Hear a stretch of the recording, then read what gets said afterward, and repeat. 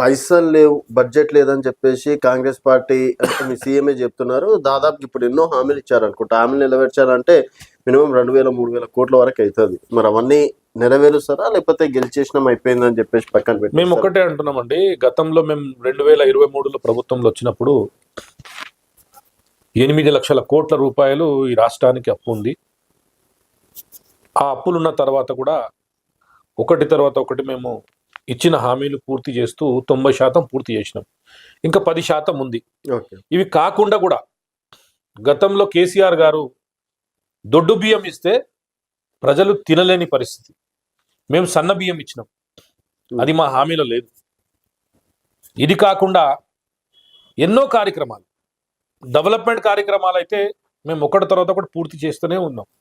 ఇప్పుడు నిన్న ముఖ్యమంత్రి గారు ప్రెస్ మీట్లో చెప్పడం జరిగింది, రెవెన్యూ ఎట్లా తీసుకురావాలి, స్టేట్కి ఆదాయం ఎట్లా పెంచుకోవాలి, అది పెంచుకుంటూ చెప్పిన వాగ్దానాలు పూర్తి చేసుకుంటూ ఇంకా మంచి కార్యక్రమాలతో మేము ముందుకు వస్తామని నిన్న ప్రెస్ మీట్లో ఓపెన్గా చెప్పడం జరిగింది. ఇంకోటనే ఇప్పుడు ఇది నవీన్ యాదవ్ గెలుపు అనుకోవచ్చా, కాంగ్రెస్ పార్టీ గెలుపు అనుకోవచ్చా? నేను ఒకటే అంటానండి, ఈ రాష్ట్రంలో 22 నెలల నుంచి కాంగ్రెస్ పార్టీ ఉంది. రేవంత్ రెడ్డి గారు ముఖ్యమంత్రిగా ఉన్నారు. రేవంత్ రెడ్డి గారిని చూసే ప్రజలు ఓట్లేస్తారు. కాంగ్రెస్ పార్టీకి రాష్ట్రానికి ముఖ్యమంత్రి రేవంత్ రెడ్డి గారు.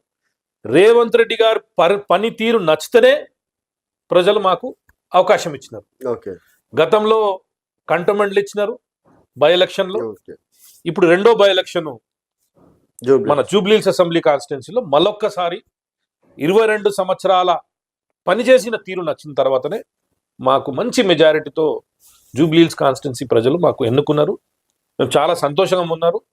రాష్ట్ర ముఖ్యమంత్రి గారు ఇంకా మంచి కార్యక్రమాలతో ముందుకు వస్తారని చెప్పడం జరిగింది. అయితే ఇప్పుడు చాలా మంది, అంటే దాదాపు 2 సంవత్సరాలు అయిపోతుంది కాంగ్రెస్ పార్టీ అధికారంలోకి వచ్చి, చాలా మందికి ఇంకా పోస్టులు ఇవ్వకపోవడం కూడా కార్యకర్తలు అక్కడో ఇక్కడో కొంతవరకు నారాజు అవుతున్నటువంటి మాట వాస్తవమే. మరి ఇప్పటికైనా సరే, అంటే 2 సంవత్సరాలు అయిపోయిన కారణంగా అయినా సరే ఇప్పటికైనా ఇస్తారా? ఇప్పుడు ఫస్ట్ టర్మ్లో దాదాపు ఒక 40-50 చైర్మన్లు ఇచ్చినారు. 48 చైర్మన్లు ఇచ్చినారు. అది 2 years మాత్రమే ఇచ్చినారు. మళ్ళీ 3 years టర్మ్ ఉంటుంది. ఎవరు ఈ ఫస్ట్ టర్మ్ లో మిగిలినారు వాళ్ళకి సెకండ్ టర్మ్ లో అవకాశం దొరుకుతుంది. ఈ కాంగ్రెస్ పార్టీ పెద్ద పార్టీ, ఎక్కువ లీడర్లు ఉంటారు, మంచి పెద్ద ఎత్తున దీంట్లో వాళ్ళ ప్రెజెంటేషన్ కూడా ఉంటుంది. ఆ ప్రకారం మనం చూసుకుంటే డెఫినెట్లీ అందరికీ అవకాశం దొరుకుతుంది. అండ్ చాలా వరకు మైనార్టీలకి న్యాయం జరగలేదని మొన్నటి వరకు వాదన. ఏదో సరే ఎలక్షన్స్ ఉన్నాయా లేకపోతే ఇంకేటో అనుకుని అజారుద్దీన్ గారికి మంత్రి పదవి వచ్చింది. సో ఇప్పుడు మైనార్టీలకు కూడా పెద్దపీట వేస్తారని చెప్పేసి అనుకో. 100% ఇవ్వాల్సిందే, ఇయ్యక తప్పదు. ఎందుకంటే కాంగ్రెస్ పార్టీలో సామాజిక న్యాయం అనేది ఉంటుంది. బీసీలకు చూసుకుని తర్వాత మీరు ఎస్సీలకి, ఎస్టీలకి, మన మైనారిటీ కూడా అందరికీ సామాజిక న్యాయం అనేది 100% కాంగ్రెస్ పార్టీలో జరుగుతుంది. ఓకే, ఇంకోటన్నా ఇప్పుడు ఎంఐఎం కాంగ్రెస్ పార్టీ ఇక్కడ నుంచి కలిసే ఉంటుంది, కలిసి పోటీ చేస్తుంది అని చెప్పేసి అన్నారు.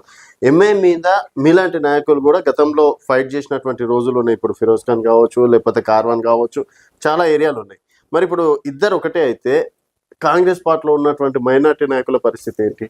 ఇప్పుడు అట్లా ఉన్నప్పుడు మైనారిటీ మంత్రి ఇచ్చినారు కదా, కంప్లీట్ ఎంఐఎం మీద డిపెండ్ అయి ఉంటే మంత్రి ఇవ్వలేకపోతుండే. ఓకే, మంత్రి ఇచ్చినారంటే కాంగ్రెస్ పార్టీలో ఉన్న లీడర్లకు కూడా గుర్తిస్తుంది కాంగ్రెస్ పార్టీ.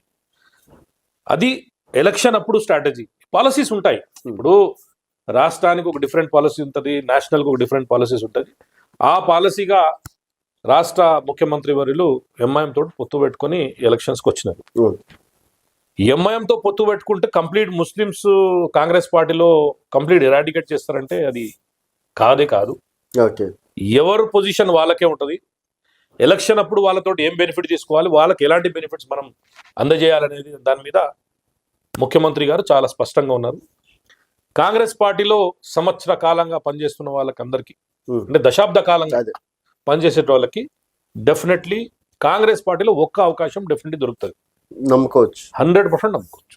జూబ్లీహిల్స్ గెలుపుతో అనుకోవచ్చా? జూబ్లీహిల్స్ గెలవకపోలేదు వేరే విషయం, కానీ సామాజిక న్యాయం అనేది కాంగ్రెస్ పార్టీలో ఉంటుంది. కొంచెం డిలే అవుతుంది, ఒకటి తర్వాత ఒకటి చేస్తూ వస్తారు. కొన్ని అనివార్యకారంగా డిలే కూడా జరిగింది ఓకే మైనారిటీలకి పోస్టులు ఇవ్వడంలో. డెఫినెట్లీ రాబోయే రోజులలో 100% 100% మేము పూర్తి చేస్తామని ముఖ్యమంత్రి గారు చెప్పడం జరిగింది. మా పిసిసి ప్రెసిడెంట్ మహేష్ గౌడ్ గారు